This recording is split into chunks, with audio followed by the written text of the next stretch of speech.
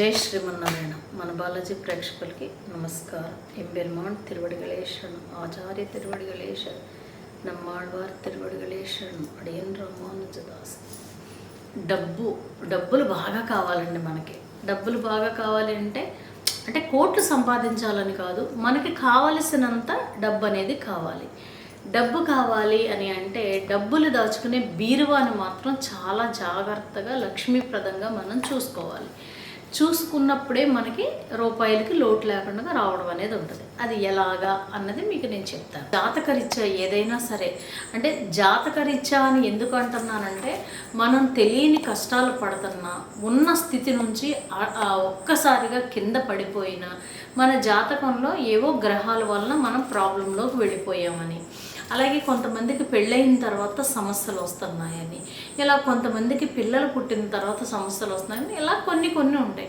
వీటికి మనం ఏం చేయాలంటే, మన జాతకంలో ఏవైనా ప్రాబ్లమ్స్ ఉన్నాయా, ఏవైనా దోషాలు ఉన్నాయా అన్నది గనక పరిశీలించుకుని దాన్ని గనక సరి చేసుకున్నట్టయితే, ఇప్పుడు నేనున్నాను అనుకోండి, న్యూమరాలజీ ప్రకారం అంటే ఆస్ట్రాలజీలో ఉన్న గ్రహాలని సంఖ్యాశాస్త్రం ప్రకారం చూసుకుని లెక్క వేసుకుని మీకు నేను చెప్పడం అనేది ఉంటుంది. దానికి సింపుల్గా నేమ్ కరెక్షన్ చేసి కొన్ని పరిహారాలు చెప్పడం వల్ల, కొన్ని రత్నాలను పెట్టుకోవడం వల్ల, అవి పెట్టుకున్న తర్వాత సరి చేయించుకున్న తర్వాత చాలా చక్కటి జీవితాన్ని అదృష్టవంతంగా ఎదురుకు వెళ్ళడం అనేది చాలామందికి తెలుసు, నేను చెప్పక్కర్లేదు.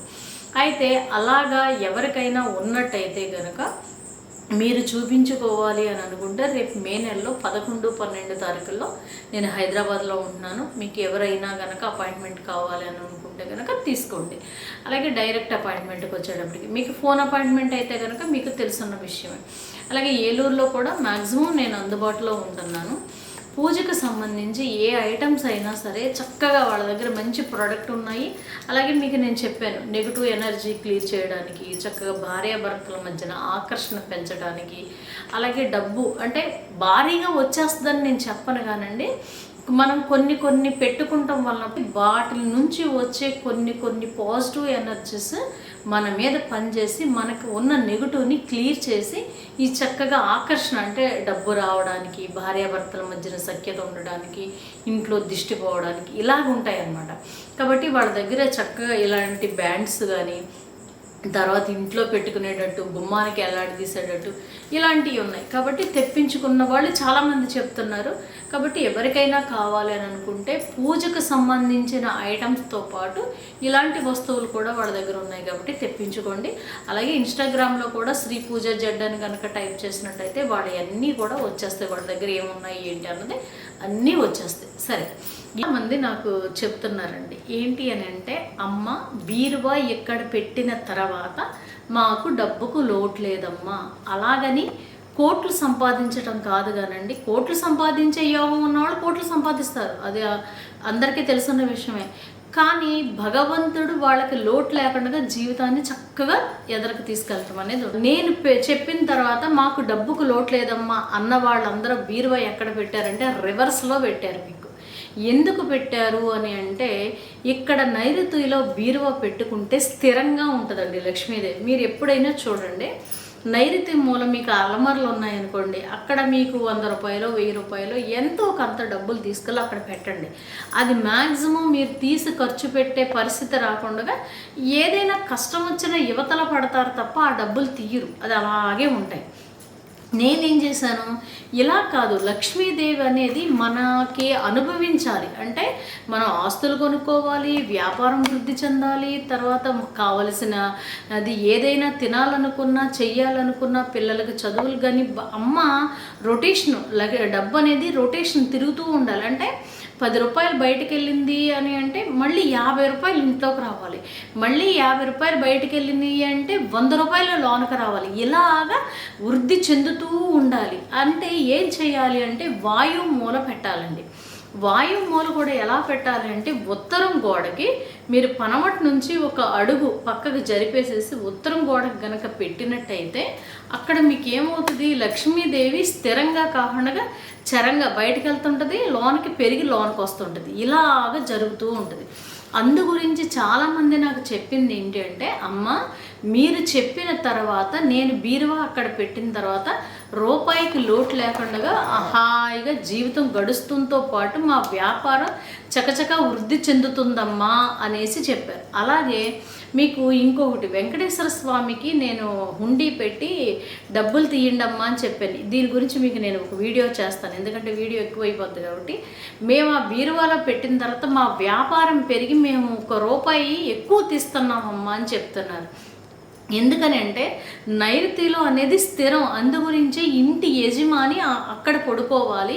అక్కడ పడుకుంటాం వలన అతను స్థిరంగా మనశ్శాంతిగా హాయిగా ఆనందంగా భార్యతో సంసారం చేస్తాడు. కాబట్టి తర్వాత మీకు వచ్చేటప్పటికి బీరువాని ఎప్పుడైతే వాయువు మూల పెడతారో ఇక్కడ లక్ష్మీదేవి మీకు ఆటోమేటిక్గా మీకు వృద్ధి చెందడం అనేది ఉంటుంది. అంటే అప్పు తీరాలనుకోండి, ఇప్పుడు సపోజ్ ఒకళ్ళ దగ్గర మనం అప్పు తీసుకొచ్చాం, ఒక ₹1000 ₹1,00,000 అప్పు తీసుకొచ్చాం. అప్పు తీసుకొచ్చిన తర్వాత ఆ అప్పు తీర్చాలి కదా. ఇది పట్టుకెళ్ళి మనం ఏం చేస్తామో, ఎక్కడైనా వ్యాపారం చేసాం అనుకోండి, అక్కడ కలిసి వచ్చి ఈ అప్పు తీర్చుకుని మళ్ళీ వ్యాపారం పైకి వెళ్తుంది, అంటే వృద్ధి చెందుతుంది, రూపాయి రొటేషన్ అవుతుంది.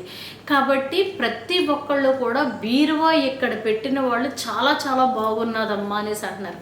అంతా ఎందుకండి, మాకు పాలు పోసే ఆయన కూడా ఎప్పుడో చెప్పారు నాకు, అమ్మ మీరు బీరువా అక్కడ పెట్టమన్న తర్వాత పెట్టిన తర్వాత అందులో ఎప్పుడూ నాకు డబ్బులు ఉంటాయమ్మా.